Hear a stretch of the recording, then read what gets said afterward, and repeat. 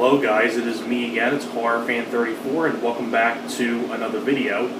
Once again, this is going to be another top 10. Kind of an interesting top 10 here for a director.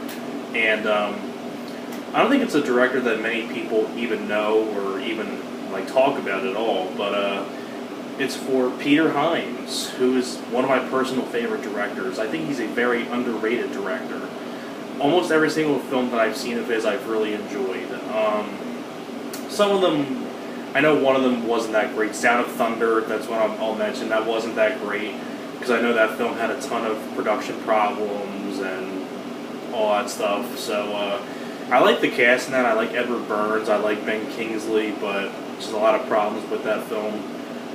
I haven't seen Enemies Closer. That's the newest one. That was one of the newer ones that he did with Jean-Claude Van Damme. That was from a couple years ago. I don't think Peter Hyams has done a whole lot in the past couple years, but I think the guy's made a lot of really, really good movies, and that's why he's one of my personal favorite directors. And this will be my top 10 favorite Peter Hyams films. Two of them I don't have on DVD. I gotta get them at some point. One of them is really, really out of print and expensive, and I'll get to that one eventually. But here are my top 10 favorite Peter Hyams films. Let me just make sure. Okay. So, coming in at number 10 would be 2010, The Year We Made Contact, which is the sequel to 2001: A Space Odyssey. This one's more of a straightforward story than 2001, but I think this is a really, really solid sequel. I really am a big fan of this movie. Especially having Roy Scheider as your lead. I really like Roy Scheider a lot as an actor. He's greatly missed. You know, Jaws, Blue Thunder, The Punisher. I mean, so many other films. I think he's greatly missed. I really miss the guy. John Lithgow is also in the film as well. You have Helen Mirren. I think this is a really solid sequel to. It's a good dramatic film. It's a really solid flick. Really, really solid film. I really do enjoy this film.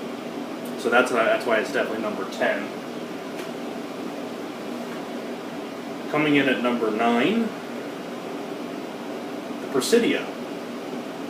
The Presidio is another film that I really enjoy. Presidio, basically you have Sean Connery as a colonel, and you have Mark Harmon as a cop. These two used to work together back in the day, but something ended up happening between the two, and they're not on the best of terms. At the same time, Mark Harmon is seeing Sean Connery's daughter, I think played by Meg Ryan, I think. You have Jack Warden also in the film, and basically what ends up happening is there's this investigation going on, and then these two have to work together again to solve the case. Really, really solid flick. I think Sean Connery and Mark Harmon have an excellent back and forth with each other. I like Meg Ryan in the film. I like Jack Warden. And very, very solid flick. Really enjoyed The Presidio. Let me just make sure we get this right. Okay. Coming in at number 8 is actually a film that I actually showed not too long ago in my birthday update. This was a really nice gift that my buddy got me. And it's a great addition to my collection because I really enjoy this film. That would be Running Scared. Very underrated buddy cop film with Gregory Hines and Billy Crystal. I think this is a really solid buddy cop film. Very, very fun back and forth chemistry between Gregory Hines and Billy Crystal. Has a really great supporting cast. You know, Stephen Bauer, Joe Pantoliano, John Grace, Dan Hedaya. This is just a really, really solid buddy cop film that not many people talk about, and it's a really underrated film when it comes to buddy movies, like a buddy cop film. I really enjoy The Hard Way and all that stuff. This doesn't get talked about as much as Lethal Weapon or things like that, but this is a really solid buddy cop film that I always really enjoyed. So that's why it's definitely number 8. Now, coming in at number 7 is one I don't have on DVD, and I actually looked up this DVD on Amazon, and it goes for about over $70 online. So, you know, I don't know why it's that expensive. I guess it's really out of print, but over $70. I'm like, oh, okay then. But I really do enjoy the film. I caught it on TV a few times, and I really enjoy this film. Number 7 is Stay Tuned. This is a really fun comedy film with John Ritter, where basically this guy sells them this huge antenna for a TV and has all these channels on it. And basically John Ritter and his wife get sucked into the TV, and they end up in like all these like spoofs of things, of a lot of things back in like the 90s. Like they spoof like Wayne's World and the Salt and Pepper music video, and you know, cartoon animation. Like they basically get sucked into all these TV channels, and they have to try to figure out a way to get out of here. Really, really fun comedy film. I think John Ritter, you know, John Ritter is just a comedic genius that I really miss a lot. I really miss John Ritter. Seemed like a really, really nice guy. I liked the woman who played his wife. You have Jeffrey Jones as basically your villain of the film. You have Eugene Levy in the film as well. Really, really fun comedy film. Stay tuned. I hopefully I'll get it at some point, but for over $70, not right now. But I do enjoy the film a lot. Coming in at number 6 is another one I don't have on DVD. I want to get it at some point. But unlike Stay Tuned, this one's not out of print. You can find it pretty cheap. Number 6 is The Relic. The Relic is another great horror film from the 90s that I really enjoy, about a creature in a museum. Just a really, really solid creature film. I love the whole setting in the museum. Really enjoy the cast, you know, Penelope Ann Miller, among others. Yeah, I really enjoyed The Relic. I think it's a really solid creature film. And it's also one of those films, too, that came out around the same time as Mimic, so I think a lot of people get those two confused, because I think they came out, I know they both came out the same year, I think, and I think they came out roughly around the same time. But, and I also really enjoyed Mimic, too, so I enjoy both films. But The Relic is another solid Peter Hyams film. Let's see. Coming in at number 5 is Narrow Margin. Another underrated one that got crapped on a lot. I don't really understand why. But basically, you have Ann Archer, who's a witness, and these two hitmen are trying to go after her because she witnessed the murder, and Gene Hackman's basically protecting her. I love the whole scene of them where they have to get on this train, and then they have to get off the train.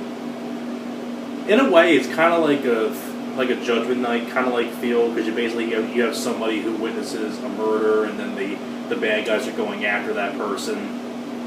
But unlike this film, where Judgment Night was about the 4 guys not like having to fight for themselves, you have Gene Hackman as her protector, pretty much. And I think this is a really, really solid flick.